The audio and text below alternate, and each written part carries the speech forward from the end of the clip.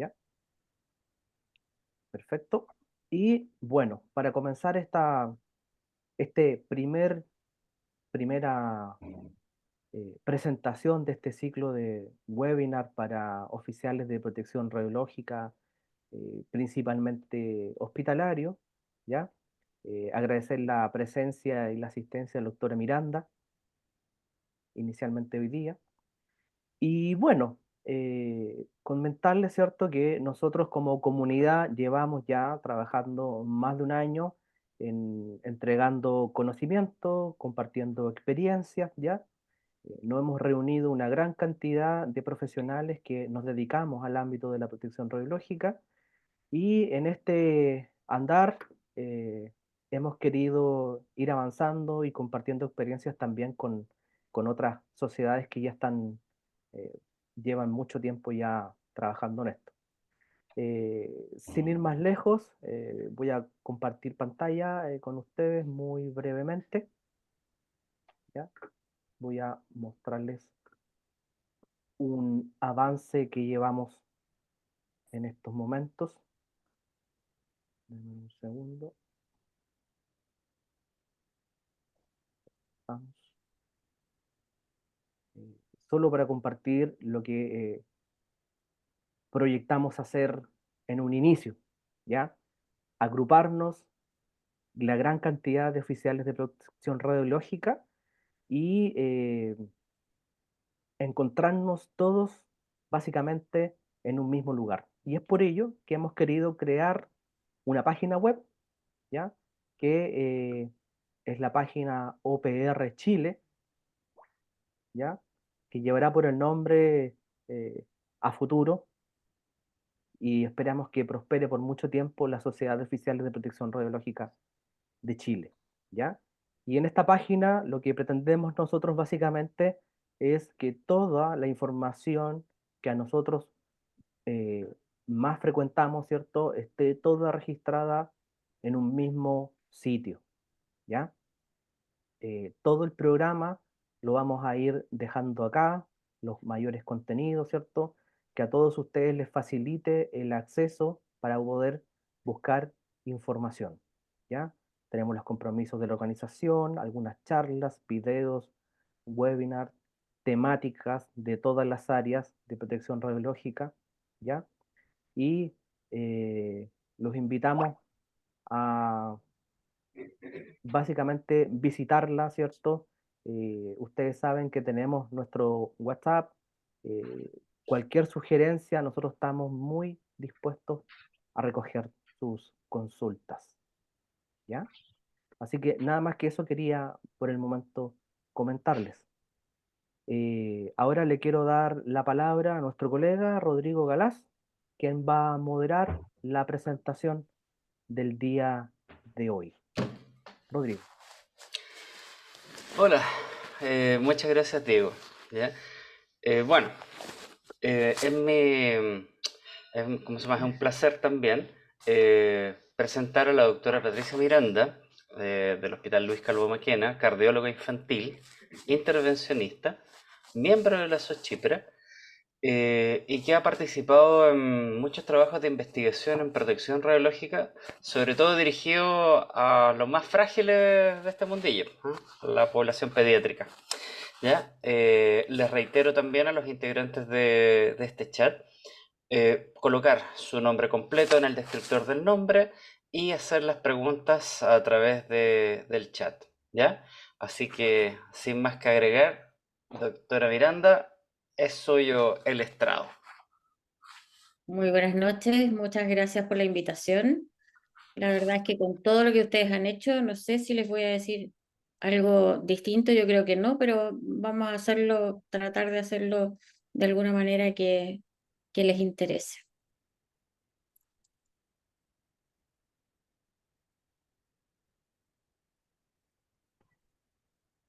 Hijo,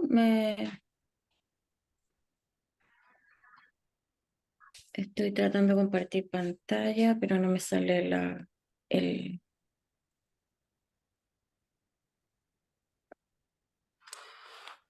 Hay un botón verde abajo siempre que es compartir pantalla, pero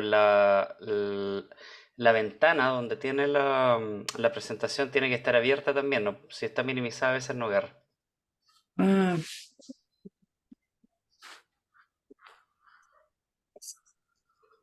Les reitero también a los demás participantes de dejar sus micrófonos silenciados para no interrumpir y las consultas a través del chat y en el descriptor eh, colocar su nombre completo para que podamos en el fondo registrar también su asistencia y en la emisión, digamos, del certificado. tiene que estar ahí.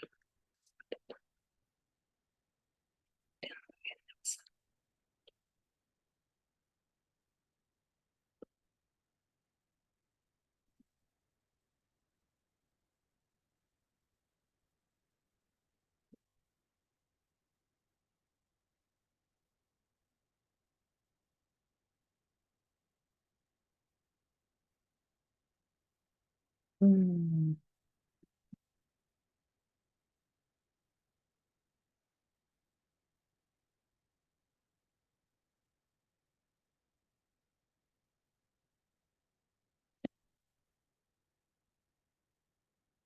¿qué pasa?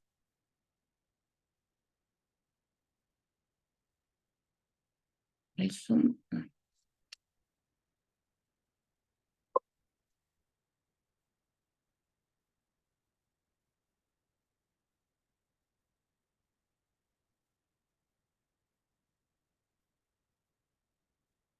Cerrar y volver a ver, no entiendo.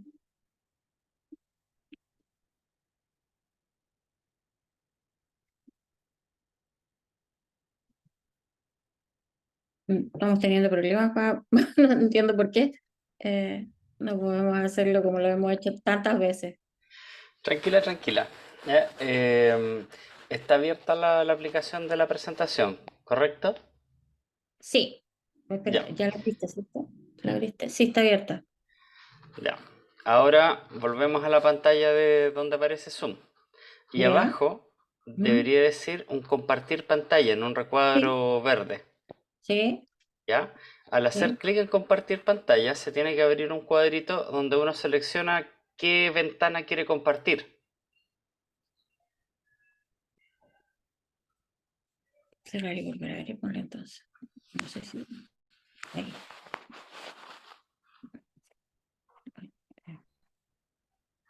Ok,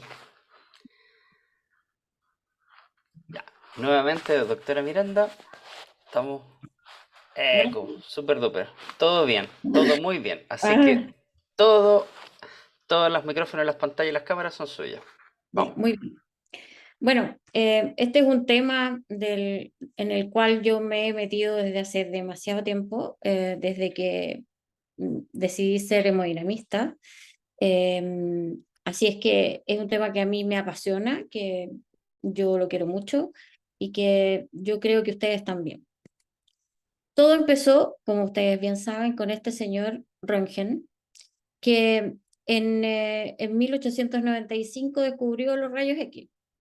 Y bueno, él graciosamente, lo digo así, le sacó una radiografía a la mano de su señora, lo cual a mí no me hace gracia en realidad, porque no se sacó una radiografía, no sé, un pie a él, una cosa así. Pero él inició esta ola de cosas que hemos podido hacer todos nosotros. Y en muy poco tiempo, en 5 años, ya las radiografías estaban siendo usadas por los médicos. En ese tiempo, en Europa, básicamente se empezó a usar los rayos X y como se usaban tan masivamente y los operadores no tenían ninguna protección, hubo muchos problemas, hubo muchos enfermos y hubo muchos muertos. Imaginen lo que pasa ahora, que si en el año 22 ya éramos 8.000 millones de personas y solo en 12 años habíamos agregado 1.000 millones de personas, la verdad es que es impresionante si además leemos qué es lo que aquí dice, que en el 29 de abril de nuevo del 22 había 4 billones de procedimientos diagnósticos y terapéuticos en el mundo.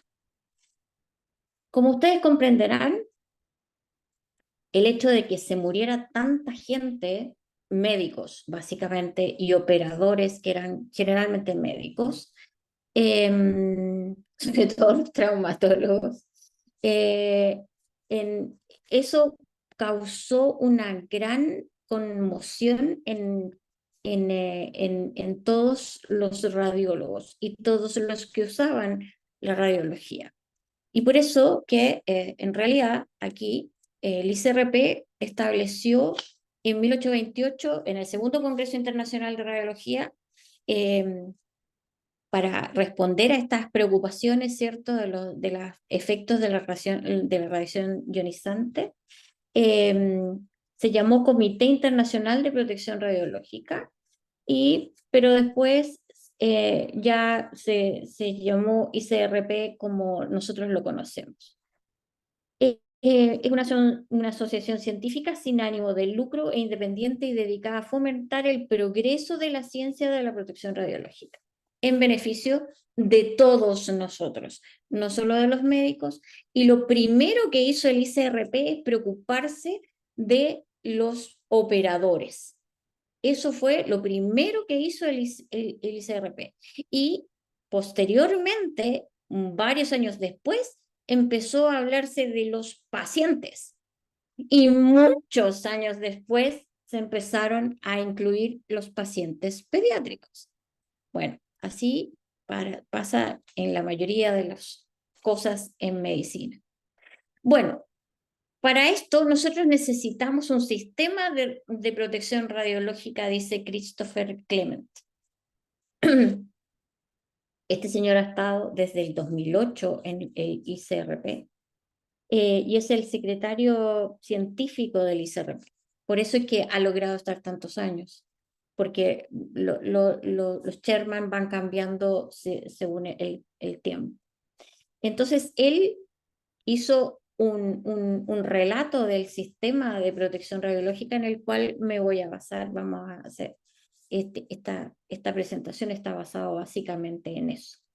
Pero una de las cosas importantes que tiene el ICRP en este momento es que cada publicación tiene la gracia de estar gratis después de 2 años de haber sido publicada y está a disposición de todos nosotros.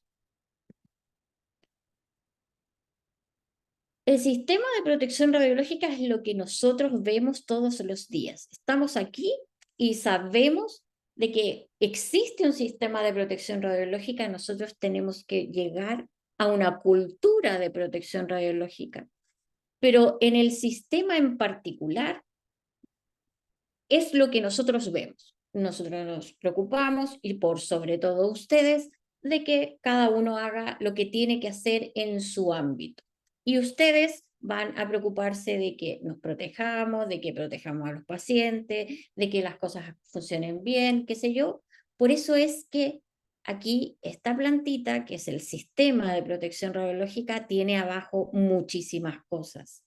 Para que exista esta plantita tan bonita, necesitamos regulaciones, estándares internacionales, conceptos, herramientas, requisitos, principios fundamentales, objetivo de esta protección, los objetivos primarios que un poco se juntan, pero todo esto del sistema de protección radiológica está concatenado con la ciencia, con la ética y con la experiencia. En esta clase vamos a ver varias cosas, como la base y la estructura del sistema de protección radiológica, que yo ya les estoy contando, la parte científica, lo ético, los objetivos, los principios fundamentales y el resto de las cosas que ahí están. Esto, de nuevo, vamos a hacer el énfasis en que este sistema de protección radiológica que nosotros queremos tener y que debiéramos tener, está absolutamente rodeado por la ciencia, la ética y la experiencia, que son fundamentales, absolutamente. La ciencia nos ha servido para comprender los efectos de las radiaciones y todos los fenómenos que tienen que ver con la radiación ionizante. Y por lo tanto es para saber de qué estamos hablando. Los valores éticos son necesarios para responder la pregunta ¿cómo es la mejor manera de hacerlos? Y la experiencia nos ayuda a asegurarnos de que las recomendaciones sean prácticas, porque si no son practicables, si no se pueden llevar a cabo, simplemente no sirven. El sistema de protección radiológica lo podemos hacer en una pirámide, ¿cierto? En que lo más abajo están los conceptos, las herramientas y los requisitos, después más arriba los principios, los objetivos y los fines o los objetivos finales.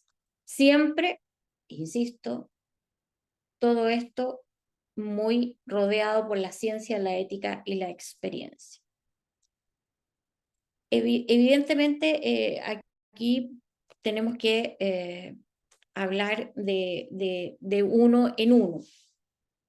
La ciencia, por ejemplo, no es solamente el qué, de qué estamos hablando, sino que además tenemos que reconocer que esta ciencia es muy rica. Tenemos a la física, la química, la biología, la matemática, la informática, y con la física, por ejemplo, podemos tener claro el decaimiento radiactivo, las emisiones, la interacción de la radiación con la materia, cómo tenemos que transportar la radiación, etc. Cómo se transporta, cómo llega, cómo lo tenemos. Bueno, la física, la química, por supuesto, las fórmulas químicas, los movimientos de los radionucleótidos a través incluso del organismo, eso es muy importante. Los efectos en el individuo a nivel subcelular, en la parte de la biología, la fisiología de los seres humanos y los otros que nos acompañan, la biocinética de la inhalación e ingesta de radionucleótidos.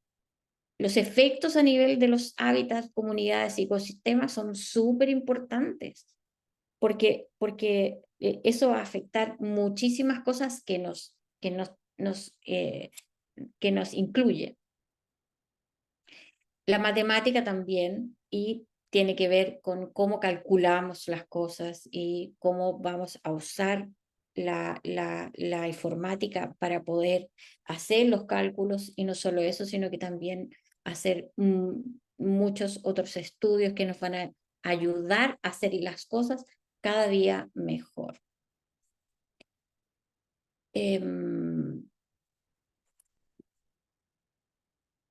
Los efectos en la ciencia pueden ser estocásticos, reacciones tisulares, que antes tenía otro nombre hasta el 2011, y la biota no humana. Y las dosis son las que ustedes han estudiado, que saben muy bien, como la absorbida, la equivalente y la efectiva.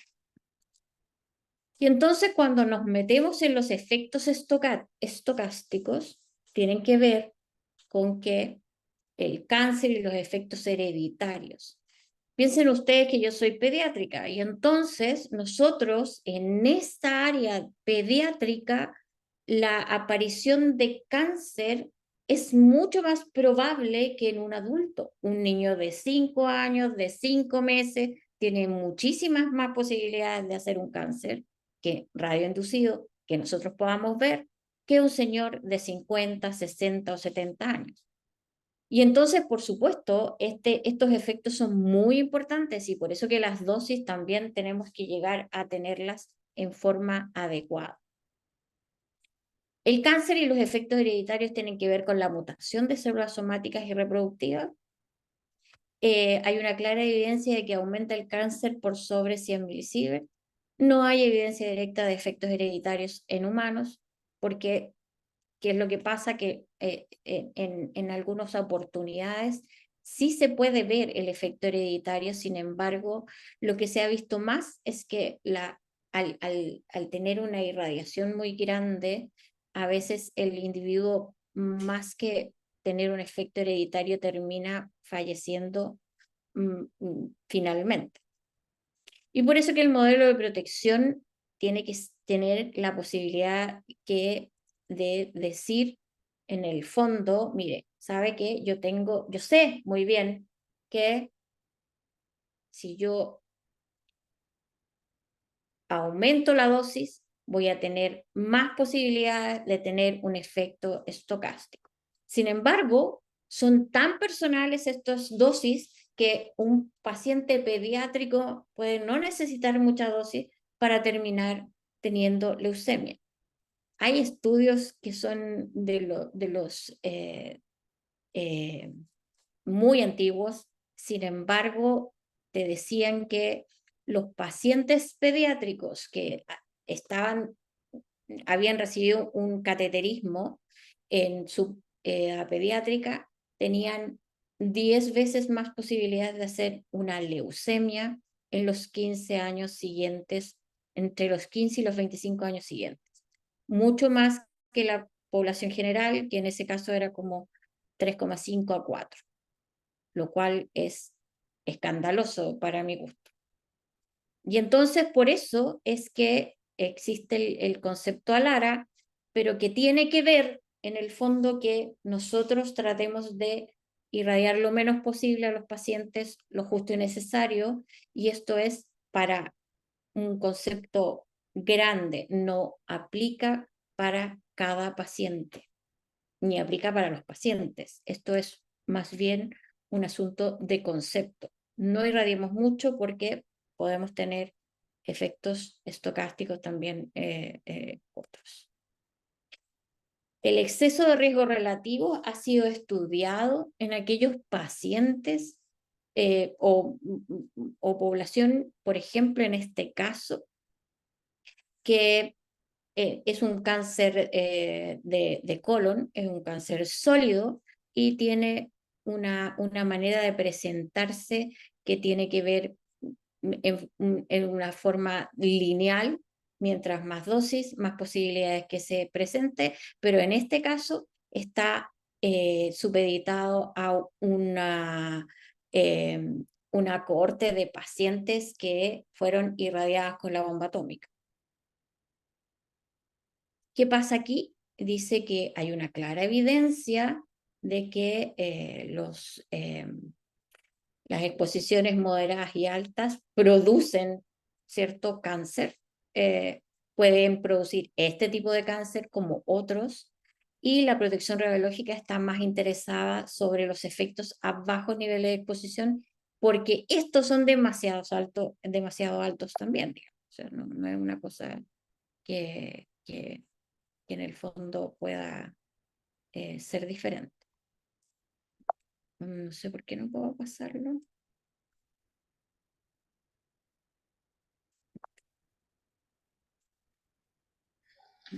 Pruebe con hacer un botón derecho ahí, botón derecho, a ver si se abre un menú contextual que diga avanzar siguiente slide. No sé por qué yo moví, yo moví la manera de verme y a lo mejor ahí lo que hice fue embarrarla. Porque no puedo avanzar aquí, no sé por qué. ¿Hijo? Abajo está la flechita hacia la derecha, avanzar. Abajo. Espérate, ¿abajo dónde? Ah, ahí. No, tampoco. No me deja de ninguna manera. Pero no sé por qué, pero tiene que ver con esto de que yo cambié la manera de verme. Y no puedo creerlo. Sí, iba tan bien. Íbamos tan bien. Izquierdo y ahí no y avanza. No sé qué pasa. Manuel Ignacio.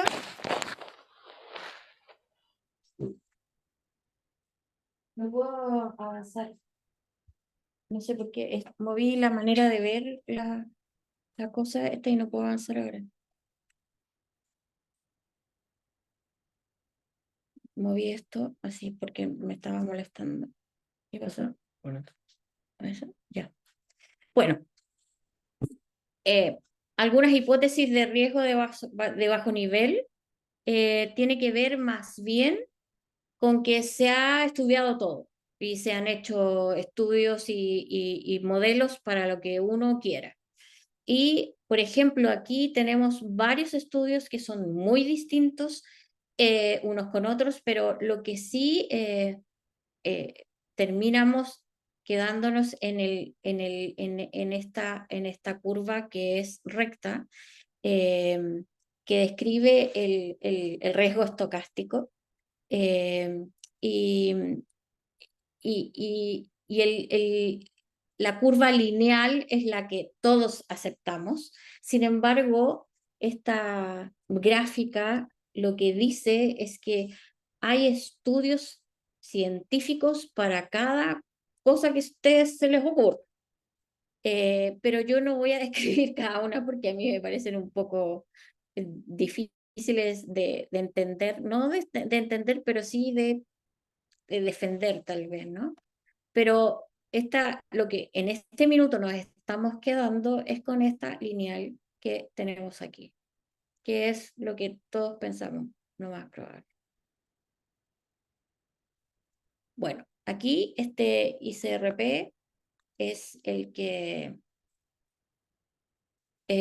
nos habla de estas cosas. En general, voy a ir mostrando cuál ICRP sirve para cada cosa que les estoy hablando, pero la verdad es que eh, estos documentos que tienen ustedes aquí son documentos sumamente interesantes que debiéramos tener la posibilidad de ver o de leer alguna vez o alguna cosa pequeña que nos sirva.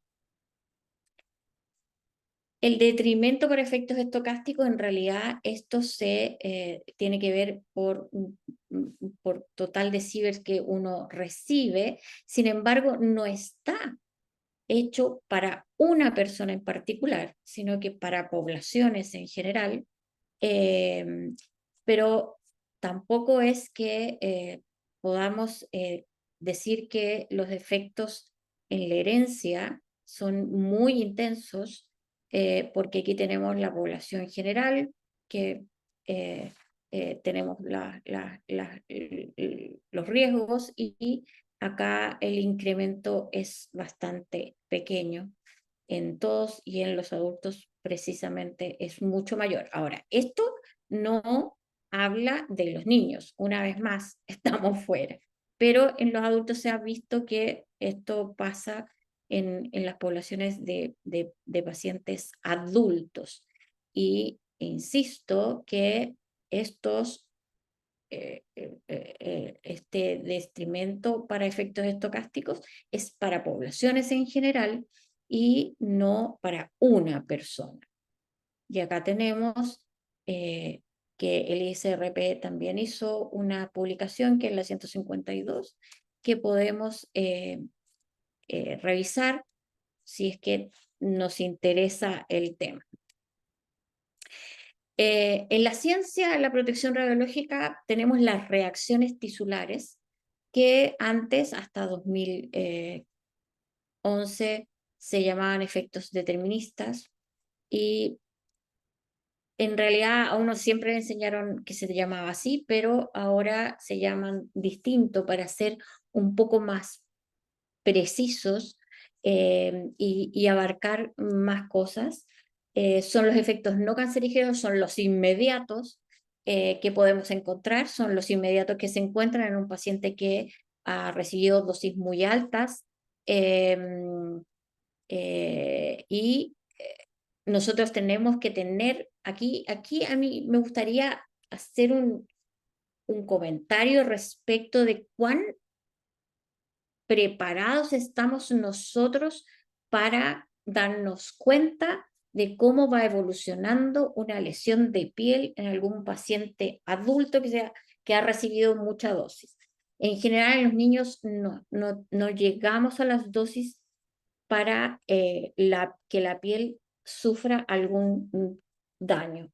Entonces, a mí me gustaría saber si ustedes en sus centros tienen algún dermatólogo que sepa que es un daño por radiación, porque la verdad es que uno debiera tener a alguien que pudiera ayudarnos con eso, porque cuando pasamos cierta cantidad de dosis, nosotros sabemos que va a haber un daño de la piel que no va a aparecer de inmediato, se va a demorar, y mientras más intenso va a ser peor para la manera de manejar este daño.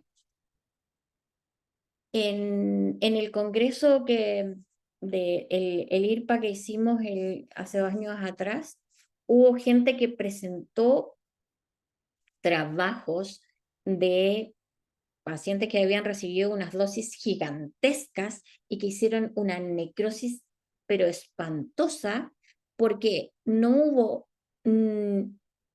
el operador no se preocupó de saber cuánta dosis le había entregado al paciente en ese punto de la piel, y el paciente pasó por muchas otras cosas pensando que otra cosa le pasaba que no tenía nada que ver con el procedimiento intervencional que le habían hecho, y la verdad es que fue bastante desastroso lo que sucedió finalmente.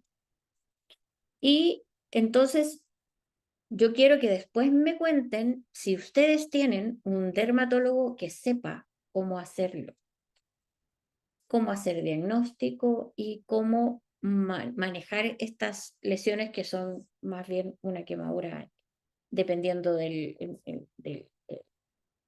la dosis, va a ser lo grave que será.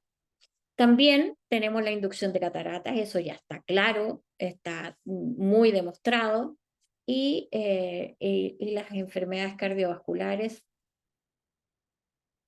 pero básicamente sabemos lo que pasa con la piel, lo que pasa con la médula ósea, lo que pasa con las cataratas, en esta exposición, que son las reacciones tisulares.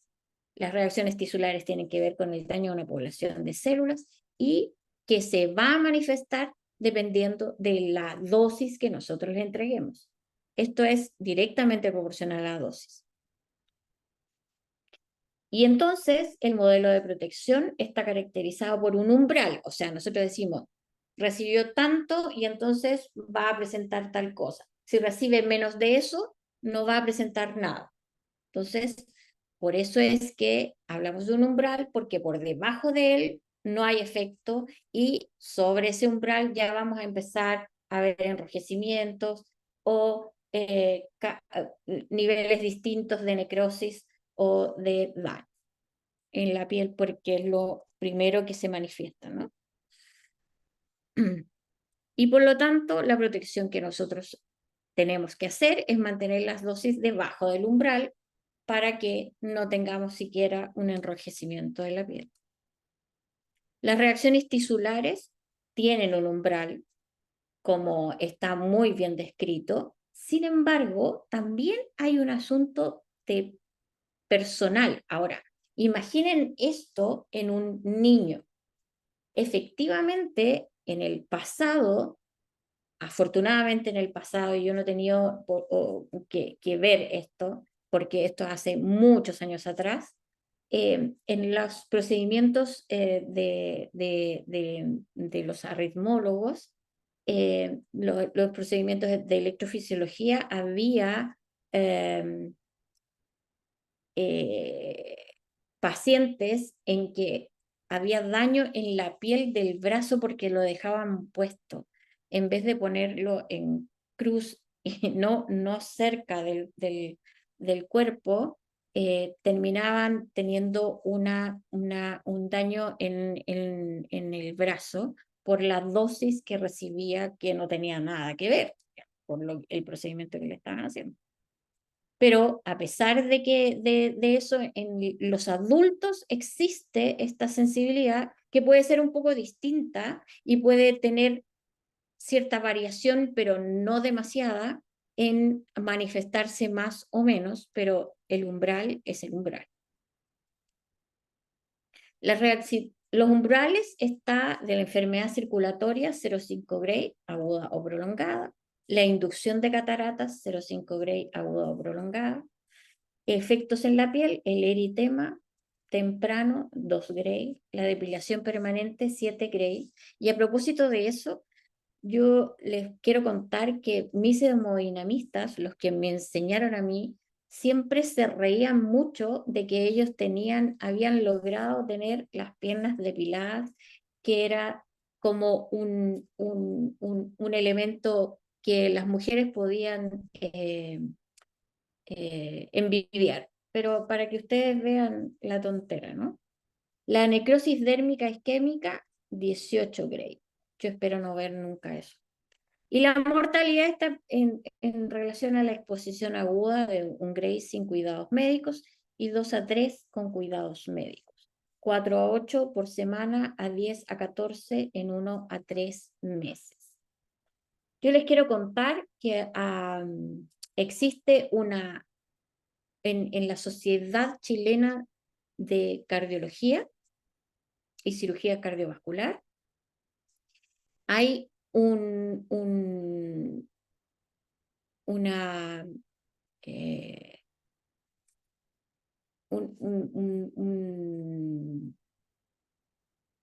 una manera de homenajear a los médicos con una charla Zapata, el doctor Zapata Díaz. Y resulta que este doctor era un hemodinamista, y ese hemodinamista en algún minuto hizo muchos procedimientos porque venía su mentor a visitar Santiago, y resulta que en voz de alguien que lo vio y que ahora está en todavía en la sociedad, dijo que él lo había ido a ver porque le interesaba lo que hacía, y le llamó la atención que trabajaba en un equipo que estaba muy, muy viejo, y lo otro era que además estaba sin protección alguna. Y entonces resulta que el doctor Zapata Díaz falleció a los 35 años después de hacer por lo menos un par de semanas los estudios para mostrárselos a su mentor. Así es que en realidad estas cosas a mí me impresionan, y además no solo me impresionan, sino que además sigue pasando. No la mortalidad, pero sí los efectos estocásticos. Y ahora hablemos un poco de las dosis, pero muy poco, eso sí. Las dosis absorbidas, aquí está el señor Gray, es una dosis, es una magnitud física, joules por kilogramo.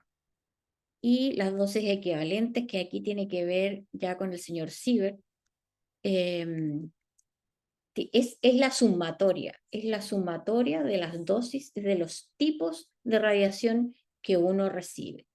Y la magnitud es el Siebert, pero son joules por kilogramos igual.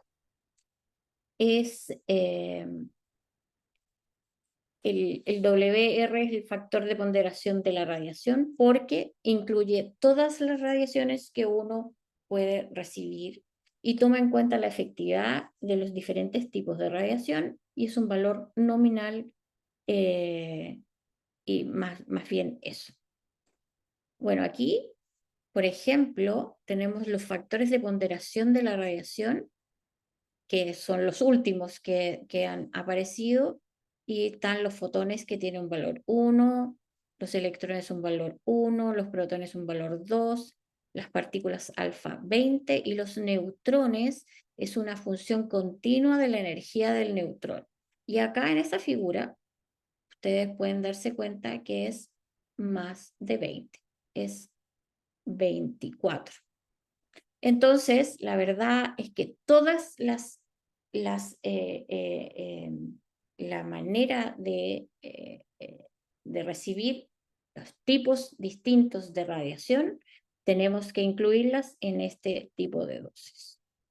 Y la dosis efectiva, finalmente, es la magnitud de protección para todo el cuerpo, es Joule por kilogramo, y también es una sumatoria, en que ahora vamos a incluir el factor de ponderación del tejido. Toma en cuenta la sensibilidad de los órganos y tejidos a los efectos estocásticos, y es un valor nominal también basado en estudios epidemiológicos. Acá tenemos los factores de ponderación según tejido, y tenemos algunos que vale la pena destacar, por ejemplo, las gónadas, que aquí salen con un valor bastante menor que el que tenían, que era 0,12, ahora estamos en 0,08, y la verdad es que ha sido como algo como sorpresivo para el que lo lea, y uno dice, bueno, las gónadas deberían ser muy, muy sensibles, pero les han quitado sensibilidad debido a todos los estudios que han hecho últimamente. Entonces, en dosis tenemos la cantidad física, ¿cierto? Que es la dosis absorbida, multiplicando por un factor de ponderación que toma en cuenta las distintas radiaciones. Tenemos la dosis equivalente, y la efectiva tiene que ver con la sensibilidad de los tejidos.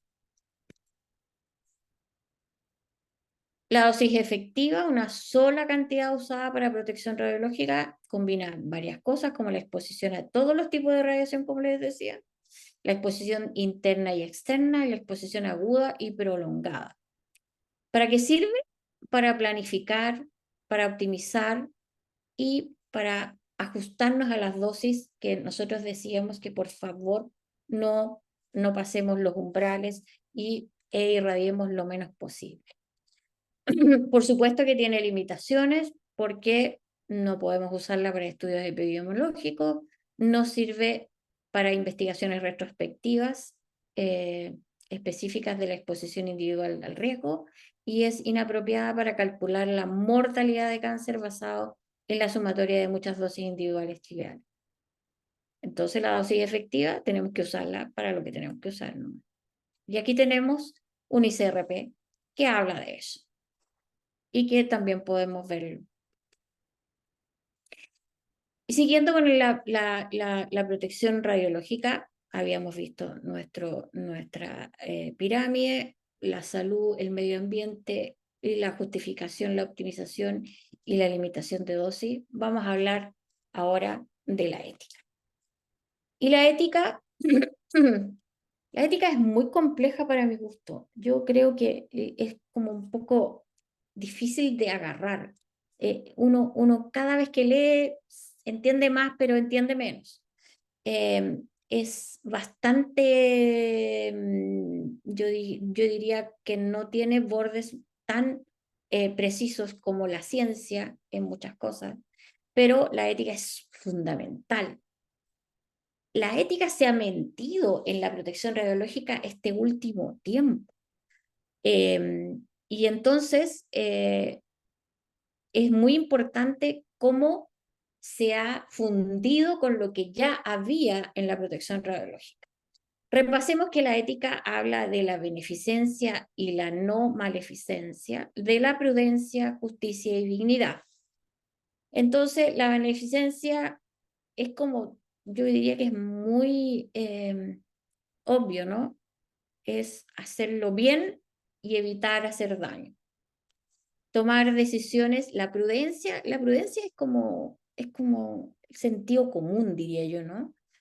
Tomar decisiones informadas y cuidadosamente considerando, sin tener pleno conocimiento del alcance y las consecuencias de una acción, pero que tú crees que efectivamente eso es lo que mejor le va a hacer al paciente. La justicia es la distribución de ventajas y desventajas, y la dignidad tiene que ver con el respeto a las personas y a su dignidad. Yo fui invitada a un workshop a Ginebra en el 2019 que tenía que ver con este tema de la ética en la protección radiológica. Y a cada participante le decían, oiga, usted ponga algún ejemplo de alguno de estos principios y diga, según su campo de acción, de dónde trabaja usted y en qué es lo que trabaja, cómo podría ejemplificarlo. Y yo hablé de la beneficencia, no maledicencia, por ejemplo, en que yo tuve la posibilidad de asistir a algunos lugares, y entonces yo puse aquí que cuando uno cierra un ductus, generalmente usa entre 5 y 10 miligray, que sería en un procedimiento común y típico. Si se le complica un poco la cosa, podría subir a 35 o a 40, pero cuando uno ve que finalmente la dosis es de 174, es una cosa que uno no puede aceptar. O sea, ahí está que hay que hacerlo como corresponde y no haciéndolo mal. Por la prudencia yo puse que uno tenía que cerrar una sella o un ducto solo si la anatomía era la ideal y no meter a un paciente a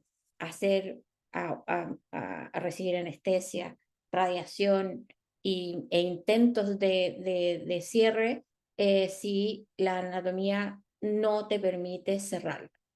Y que ya es por todos sabido, no es una cosa que es, en ese momento esa persona va a saber.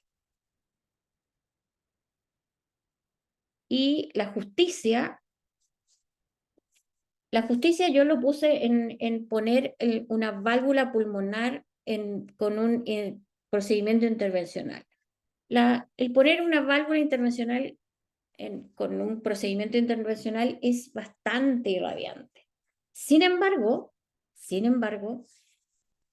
cuando un paciente necesita una válvula pulmonar de recambio, generalmente son pacientes que han ido a cirugía y han necesitado una esternotomía 2, 3, incluso más veces.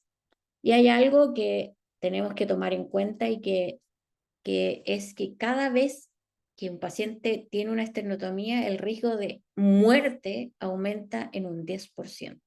Entonces uno dice, bueno, está bien, nosotros para que no tengamos ni 20 ni 30% de posibilidades de mortalidad, irradiémoslo un poco más y le ponemos una válvula pulmonar por cateterismo. Y la dignidad yo lo puse asociada al riesgo, aceptando un riesgo a pesar de que el beneficio pueda ser bajo. Y esto lo puse como en los pacientes que se hacen procedimientos híbridos. ¿Por qué? Porque en los procedimientos híbridos que se hacen, o sea, los recién nacidos que nacen con una hipoplasia de ventrículo izquierdo, en que las condiciones anatómicas no permiten ir a la primera etapa de la operación, se hace un procedimiento híbrido y entonces se le prepara para una eventual posible operación. O sea, puede que no nos resulte, puede que no evolucione bien, puede que no nos resulte nada, pero al menos tenemos que intentarlo para darle una segunda oportunidad. No sé si me explico, espero que sí. Hay otros valores que son los prácticos, como es la responsabilidad. La responsabilidad me parece a mí que habla por sí mismo. O sea, cada una persona que está a cargo de tomar una decisión, de hacer un procedimiento, se tiene que hacer responsable de sus acciones, ¿cierto? Porque uno tiene que tomarle el peso de lo que está haciendo. Tiene que estar seguro de lo que está haciendo es lo correcto. Transparencia, dice. La transparencia tiene que ver con el acceso a la información. Y, por ejemplo, cuando uno tiene un documento que los padres tienen que firmar antes y le dice, mire, sabe que yo voy a irradiar a su hijo, pero yo estoy consciente de que lo voy a irradiar y voy a tratar de irradiarlo lo menos posible. Y entonces eso también es importante, porque hay yo recuerdo que en algún momento yo le cerré un ductus a un paciente que era tecnólogo médico. Y él fue de los pocos que me preguntó, doctora, y las dosis, y qué sé yo, y entonces yo ahí le aproveché de contar que yo trabajaba en eso, que no se preocupara, que estábamos haciéndolo bastante bien, que teníamos buenas dosis, buenos DRL y qué sé yo. La inclusividad es garantizar que los interesados tengan la oportunidad de participar en debates, deliberaciones y toma de decisiones relativas a situaciones que los afectarán. Yo pienso que esto tiene que ver con aquellos procedimientos en los cuales nadie está tan convencido, pero que necesita, como no hay tanta evidencia científica, los padres tienen que entrar a decir si estoy de acuerdo o no, o el mismo paciente adulto tendrá que decir ya, yo me arriesgo. Esto ayuda a la implementación práctica de la protección radiológica, como ustedes pueden entender. Y aquí también hay un documento del ICRP que habla de los principios éticos de la protección radiológica. Aquí está escrito como fines, pero en realidad vamos a hablar como podamos definir. El objetivo principal de este sistema de protección radiológica es contribuir a alcanzar un nivel apropiado de protección de las personas y del medio ambiente contra el detrimento producido por la exposición a radiaciones. Porque nosotros hacemos eso, hacemos procedimientos que exponen a los pacientes a radiaciones, sin limitar indebidamente las acciones humanas beneficiosas, porque en medicina las acciones que nosotros hacemos, que están implicadas las radiaciones ionizantes, tienen muchísimos beneficios. Entonces no podemos decirle, oiga, no haga tal cosa porque puede irradiarlo. No. Nosotros tenemos que hacer el procedimiento, tiene que ser absolutamente diagnóstica la imagen, pero no tiene que ser una belleza, tiene que ser suficientemente buena como para hacer diagnóstico y tratamiento y nada más. Eso es muy importante. La protección de la salud. Ahí estamos hablando de la parte médica que nos concierne completamente. El manejo y control de las exposiciones de tal modo que las reacciones tisulares dañinas sean prevenidas, o sea, que estemos, ¿cierto?, bajo el umbral. Y los riesgos de los efectos estocásticos sean reducidos en una medida razonablemente posible, porque sabemos que a mayor dosis, mayor riesgo. Sin embargo, también tenemos que acordarnos que estos pacientes efectivamente tienen una parte personal que le van a agregar a estas cosas. Sin embargo, están los trabajos que son antiguos, insisto, en que los pacientes que se llevaron a cateterismo, los niños que se llevaron a cateterismo en el tiempo en que la protección radiológica para los niños no era una cosa tan desarrollada como ahora, tenían 10 veces más posibilidades de hacer una leucemia que los que no, o sea, 10 versus 4,5, y ahora con toda eh, esta protección radiológica que le hemos brindado, esto baja muchísimo y de 4,5, que es cualquiera, sube a 6,5, que es mucho menos que el 10 que teníamos antes. ¿Por qué? Porque ahora los cuidamos más, los protegemos más. Antes no teníamos el concepto, ni teníamos las herramientas, y no tantas cosas que no teníamos. La protección del medio ambiente es súper importante. Tenemos que prevenir o reducir la frecuencia de efectos deleterios hasta un nivel de impacto despreciable. ¿Para qué? Para la mantención de la diversidad biológica, para la conservación de las especies, la salud y el estado de los hábitats, comunidades y ecosistemas. Ahora, en este punto no somos tan desarrollados como en lo que hemos hablado antes, pero estamos tratando de aumentar nuestros conocimientos y todas esas cosas. Los principios fundamentales, vamos a volver a la justificación, y la justificación es hacer lo que corresponde hacer. Por ejemplo, lo típico es que nosotros llegamos a tener conflicto cuando, por ejemplo, los neurólogos piden un ataque cerebral para el paciente cada un día o cada 2 días o cada 3 días. Y entonces tú dices, por favor, dime cuándo es exacto. Tú necesitas que te sirva de verdad, porque si no te va a dar información, mejor no la hagas porque estás irradiando demasiado al paciente. Esa es la justificación. O sea, ¿usted le sirve o no le sirve? En tanto de la justificación, cuando estábamos en Ginebra, una doctora de España, que era de la atención primaria, dijo, nosotros tenemos una especie de regalo al final del año si hacemos, si indicamos bien las TAC, las resonancias, sobre todo esas dos cosas. Si le pedían más TAC a los pacientes sin justificación, estaba mal, y si le pedía la resonancia sin justificación, también estaba mal. O sea, la persona, yo creo que el sentido de todo esto es que cada uno aprendiera cuándo estaba bien hacer las cosas. Eso es lo que yo pienso.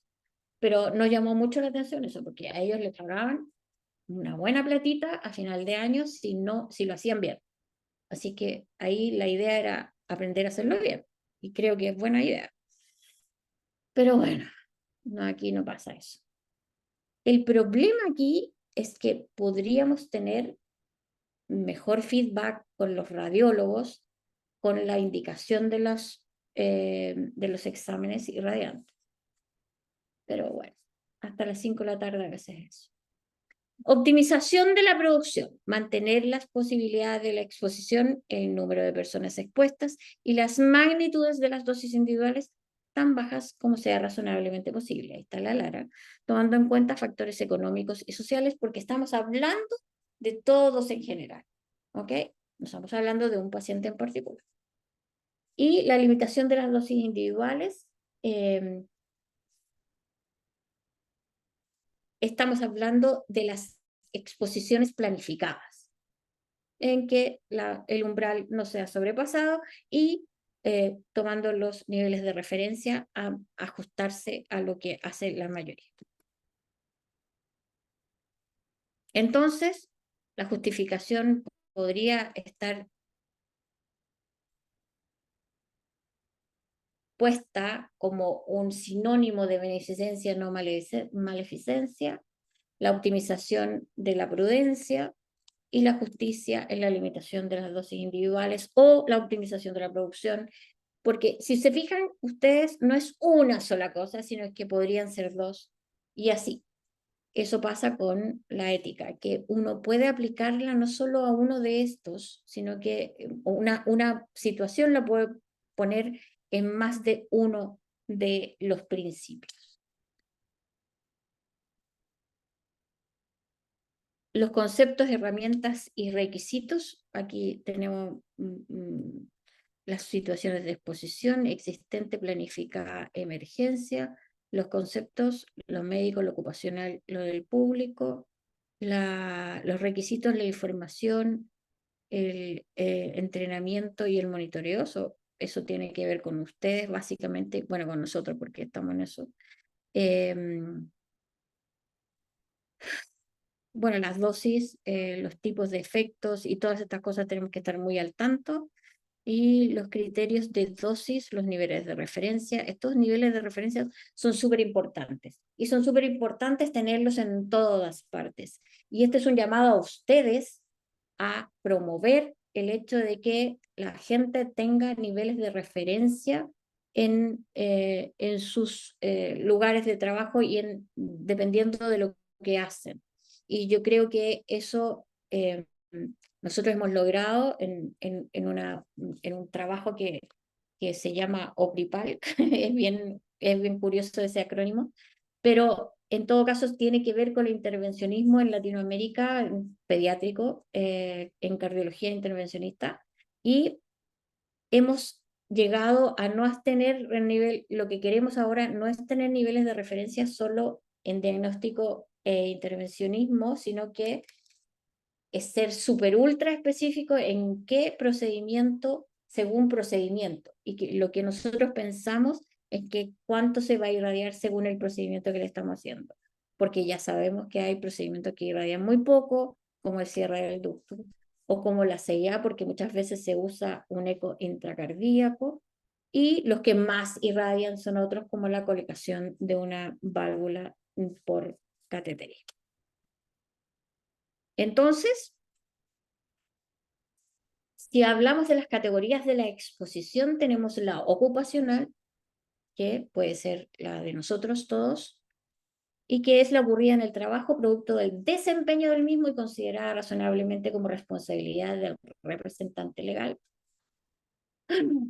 Bueno, esta cosa de la exposición ocupacional fue lo primero que se preocupó el ICRP. ¿Se acuerdan que les conté?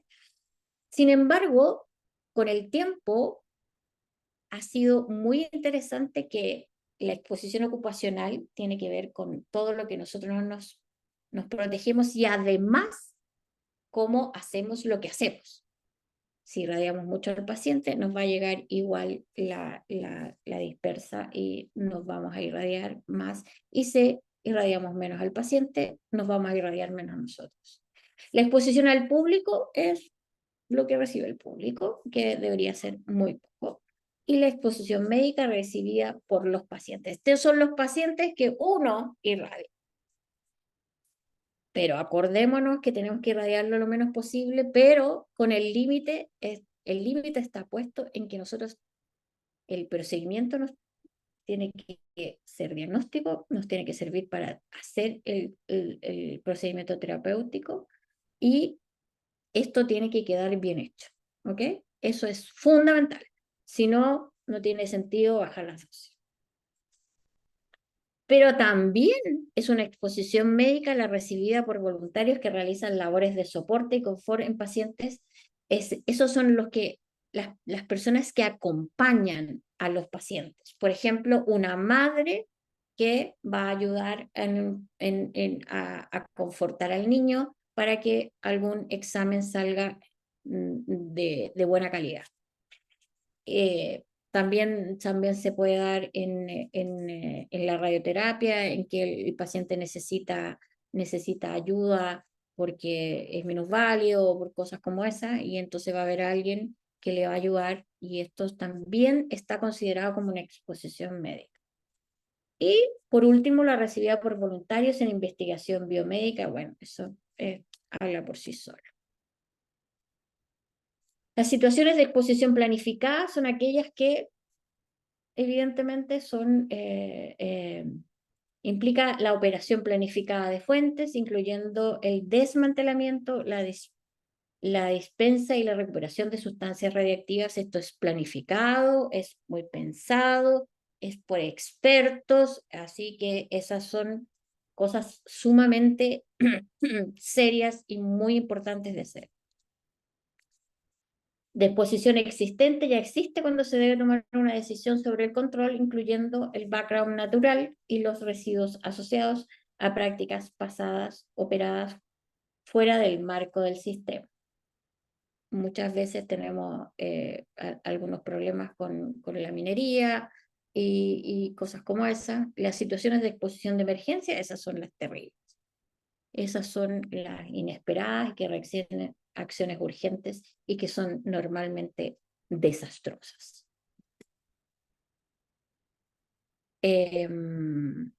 Si, por ejemplo, usamos las situaciones de exposición planeada, existente y de emergencia,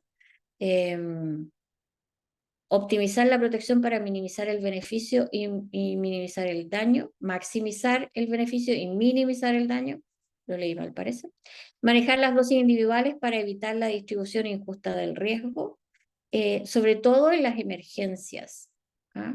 Porque en el fondo aquí aquí se dan cosas muy, muy difíciles de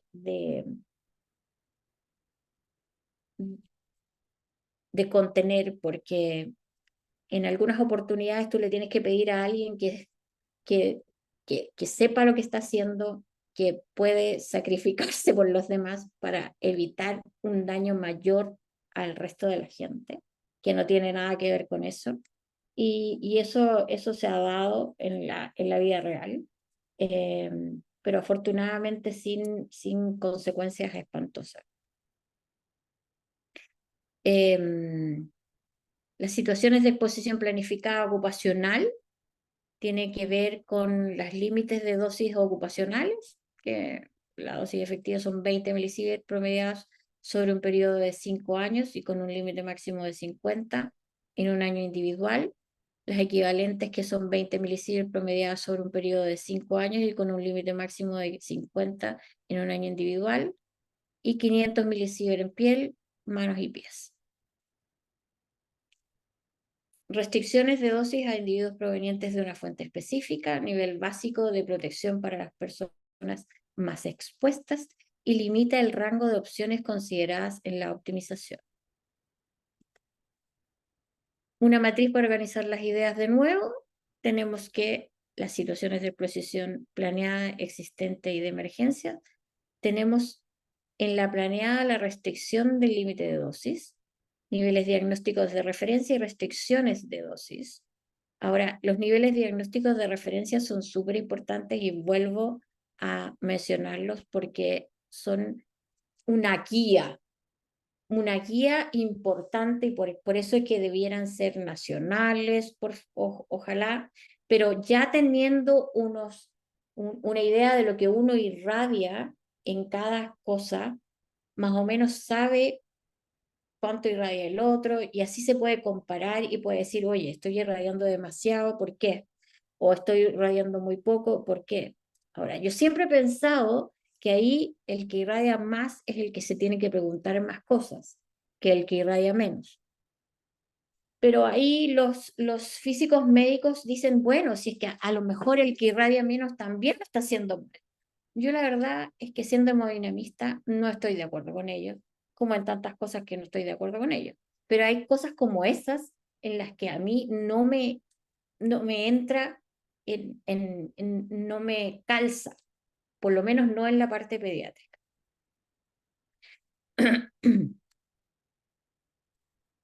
Y aquí tenemos las situaciones de exposición planificadas para el público. Y la dosis efectiva es 1 milisievert año. La dosis equivalente al cristalino, 15 milisievert, se promedia sobre un periodo de 5 años y un límite máximo de 50 en un año individual. Las dosis equivalentes a la piel, 50 milisievert. Pero esto estamos hablando del público. Del público. Y acá, ¿qué son las restricciones de dosis a individuos provenientes de una fuente específica? El nivel básico de protección para las personas más expuestas y limita el rango de opciones consideradas en la optimización. Porque acá tenemos que tratar de que se irradien lo menos posible, porque son públicos y van pasando, van, qué sé yo, no debieran. Y entonces, acá la restricción del límite de dosis tiene que ver de nuevo en las médicas con los niveles de diagnóstico y la restricción de dosis, y la planeada, la existente también, niveles de referencia, y la emergencia. ¿Niveles de referencia en qué sentido? Difícil. Entonces, en la exposición ocupacional, las dosis individuales deben ser evaluadas por monitoreo directo o por cálculo. Nosotros tenemos dosímetros, ¿cierto? Y ojalá tuviéramos uno afuera y uno adentro, o sea, uno por fuera del delantal y uno por dentro. Pero no en todas partes se puede, no en todas partes se hace, pero también hay una por cálculo que no es lo más usado, pero que también se puede hacer. Y en esto yo le pedí ayuda a mis amigos para que me explicaran a qué se refería por cálculo, y me decían que hay situaciones en las cuales, por ejemplo, podrías tú ver cuáles son las dosis que podría recibir un individuo en ciertas circunstancias. Y entonces, cuando la circunstancia es muy eh, planificada y tiene parámetros muy claros, es muy fácil de saber si está por sobre lo que tú puedes recibir o no. ¿A qué me refiero, por ejemplo? A una embarazada. Y entonces ahí también se puede hacer el cálculo por en lo que ese personaje hace. Pablo me contaba de una tecnóloga que hacía mamografías y que pudo seguir haciéndolas hasta antes que saliera con el prenatal. Sin embargo, otra embarazada no pudo seguir en la litotripsia porque, como es un procedimiento intervencional, ahí las dosis son distintas, no son exactas. Y entonces, obviamente, en ese caso no fue posible. Y la exposición al público, dosis una persona representativa, debe ser evaluada por cálculo. Y también se hace el cálculo de dónde está, cómo está y qué sé yo. Puede ser más de una. Y el uso de múltiples personas representativas tampoco podría ser raro. Este es un cálculo al cual yo no estoy acostumbrada. Sin embargo, es algo que sí se hace, sobre todo usando una persona representativa. Y las situaciones de exposición existente, también tenemos niveles de referencia y, por ejemplo, el radón en las casas cuando tienen subterráneo o cuando tienen los edificios tienen estacionamiento muy abajo y etcétera. Esa es una de las cosas que uno puede pensar que sí está. Eso es algo que existe. También después de un accidente, aquí están un medidor de un lugar que está cercano a un accidente, sin embargo, tiene dosis que no van más allá de lo que eh, es, eh, es permitido. Y en la práctica minera está el NORM que tiene que ver con lo que se encuentra, con los elementos irradiantes que van a encontrar, que van a sacar y que finalmente va a tener que ver con esa radiación.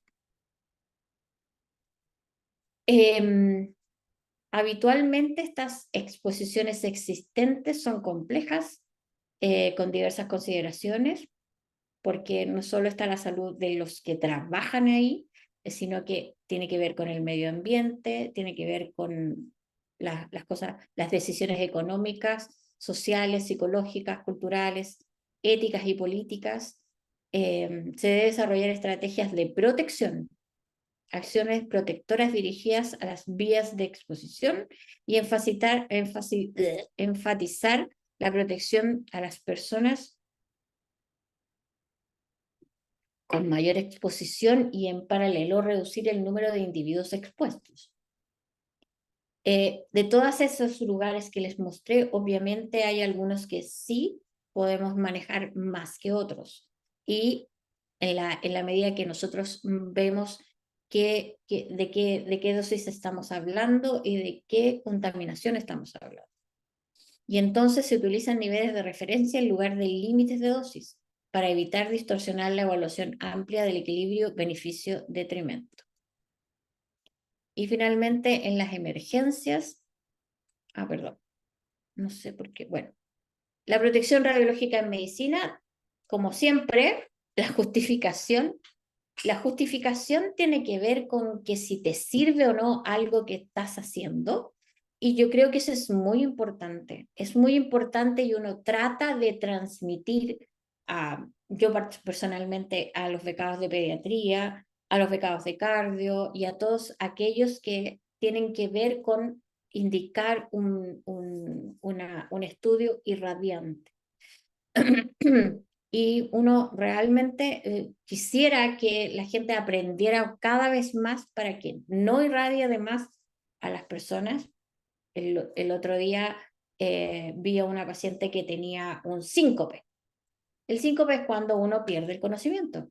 Y el neurocardiogénico tiene un pródromo y tiene una manera de desarrollarse sumamente estereotipada, de tal manera que una paciente que tenía un síncope neurocardiogénico de libro, podría decirlo, le hicieron un ataque cerebral. Y entonces yo dije, ¿pero por qué? Y entonces la mamá me dijo, ay, yo estaba tan tranquila porque la habían estudiado tan bien. Y la verdad es que yo encuentro que esas cosas no pueden pasar. De hecho, yo fui donde la persona que lo hizo y le conté de qué se trataba y cómo era la cosa, así que yo espero que eso haga que no vuelva a pedirle un ataque a un síncope en esos casos. La optimización, eh, aquí es súper importante en la optimización conocer el equipo que estás usando. Yo me acuerdo que cuando por primera vez lo oía, me invitó a esto de la protección radiológica en intervencionismo. Una de las cosas que me preguntaron es, ¿conoces tu equipo? Y yo dije, sí, pero no. Sí conozco las cosas que puedo hacer, pero no conocía hasta a fondo a qué elementos me brindaba el equipo para optimizar. Y la optimización es realmente súper importante. Es lo más importante que podemos hacer. Por eso es que es tan importante conocer nuestro equipo y conocer qué nos brinda como posibilidades de optimización. Y hasta ahí, y usarlos al máximo, y ahí vamos a llegar a las dosis más bajas que podemos.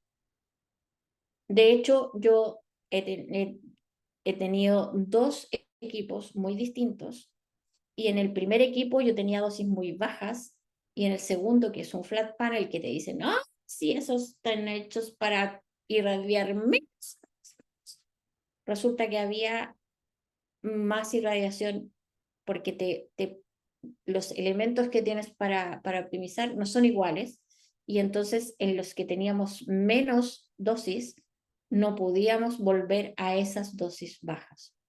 Así es que, ojo, porque una de las cosas que yo he planteado que en la optimización y en la manera de compararnos también debiera estar incluido el equipo que usamos. Y entonces, finalmente, la limitación de las dosis individuales.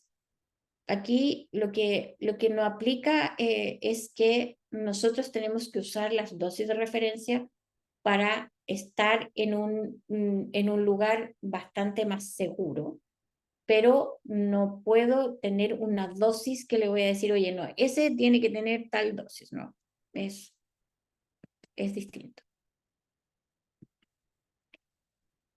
Y finalmente habla de 3 niveles de justificación.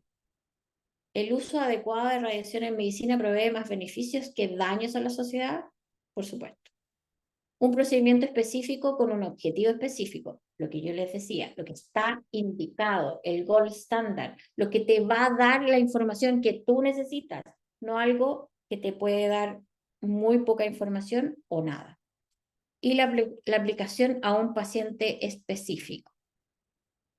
Hacer más bien que daño al paciente, eso es algo bastante evidente. Y en este caso uno dice, por ejemplo, los pacientes que están en la unidad de cuidado intensivo y están conectados a ventilador, ¿necesitan una radiografía todos los días? Sí, desgraciadamente la necesitan, porque no tienes otra manera de saber dónde está el tubo, si está muy adentro por un lado, si está... Necesitas una radiografía todos los días, desgraciadamente. Entonces, ese paciente va a necesitar eso, y realmente es importante que lo hagas, por más fea cara que te pongan todos. Entonces, porque va a tener más beneficio para el paciente que el hecho de irradiarlo, porque la radiografía de tórax finalmente no irradia tanto. Y la optimización, que es tan importante, esta es la clave, es el oro con que nosotros tenemos. Nosotros podemos salvarnos con la optimización. Y entonces la optimización tiene que ver con la gestión de la dosis de radiación de manera proporcional al propósito médico. Las dosis pueden ser muy altas o muy bajas, y aquí en esto de la gestión de la dosis tiene que ver con los niveles de referencia nuevamente, y que si efectivamente tú tienes un grupo que hacen todas las cosas en un cierto rango y tú te sales de ese rango, tienes que ver por qué te sales. Era todo normal, no hubo ningún problema, y qué sé yo, te saliste de rango, algo estás haciendo mal. Pero si te sales de rango porque te pasó esto y este otro, entonces, por ahí andamos mejor. El diseño, la selección y la construcción del equipamiento e instalaciones es súper importante. Es súper importante, y por sobre todo, por supuesto, que tu equipo es el que tú tienes que amar y conocer y usar de la mejor manera posible. Y lo otro es el método de trabajo cotidiano. Este es un chiste bastante divertido que espero que se rían, pero es triste.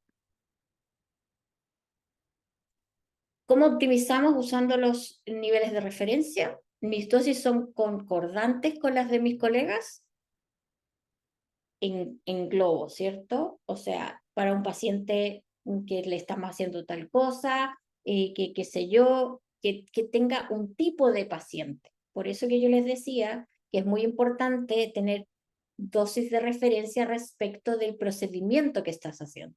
Y eso es lo que vamos a hacer en el OPRIPAL, porque están todos los intervencionistas cardiológicos ahora abocados a tratar de hacer niveles de referencia, pero por procedimiento, por tipo de procedimiento y por dosis que nosotros pensamos que le pueden. Los DRL deben ser establecidos por organismos locales, nacionales y regionales, y en eso estamos. Los locales, cada uno en Latinoamérica, nosotros llegamos a tener nacionales en el 2015, estamos volviendo a ser locales, y los regionales que están en este trabajo que les cuento yo, que se llama OPRIPAL, donde estamos todos los latinoamericanos.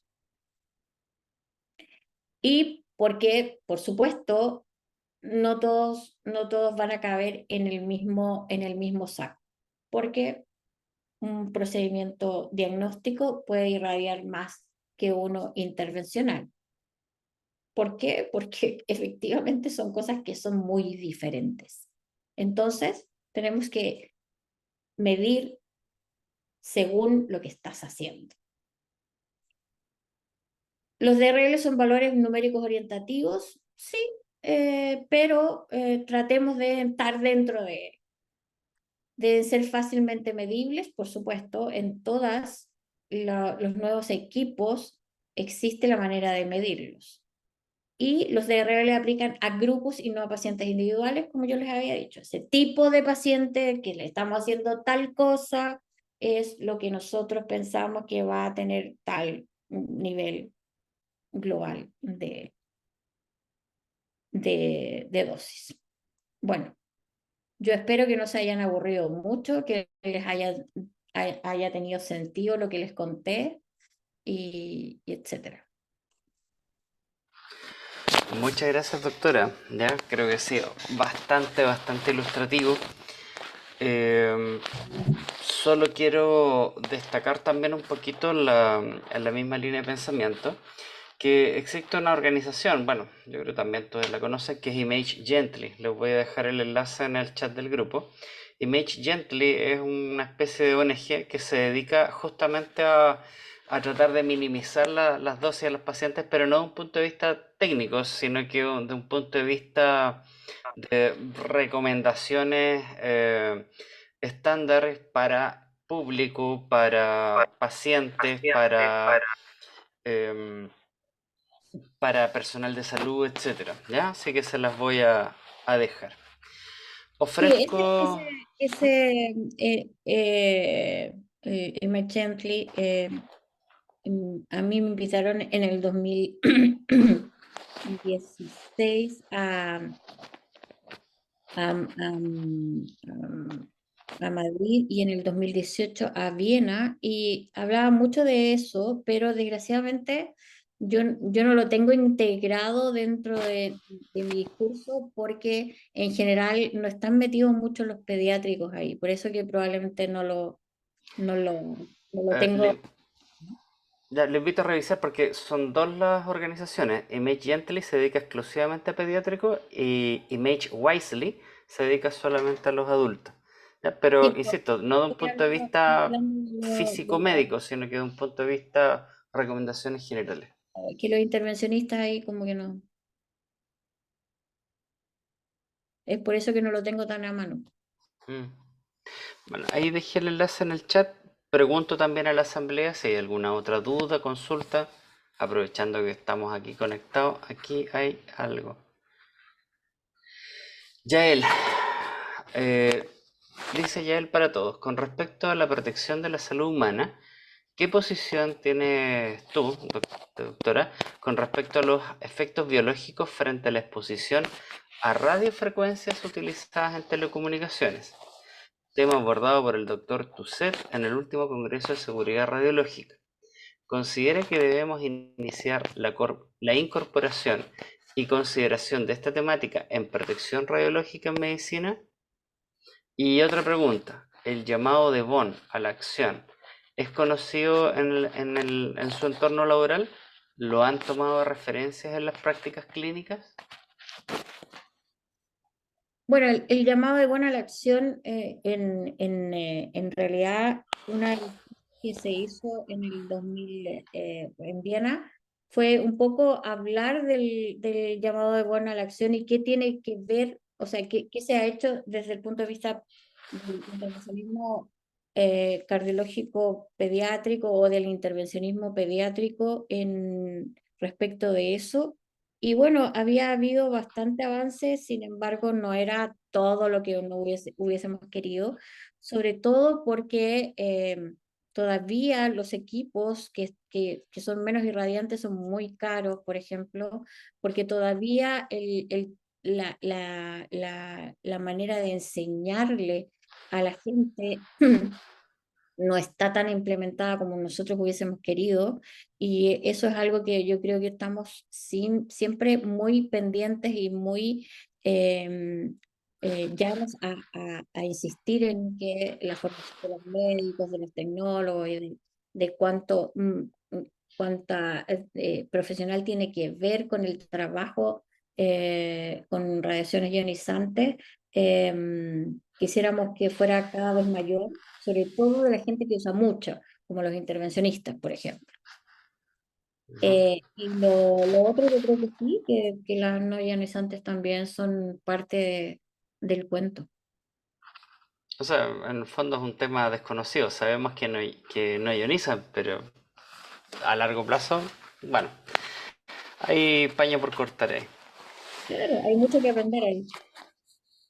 Ok, muchas gracias, doctora. Ya, no habiendo ninguna otra pregunta más, les agradezco mucho nuevamente a usted, doctora, por la exposición, a los asistentes por haber participado en esta charla. Y bueno, los dejamos invitados en 15 días más, próximo miércoles, para nuestra siguiente charla en el webinar. Acuérdense que pueden mirar todos los temarios en el sitio OPR Chile, ¿ya? Así es que, sin más, les agradezco su atención, su participación y buenas noches. Buenas noches.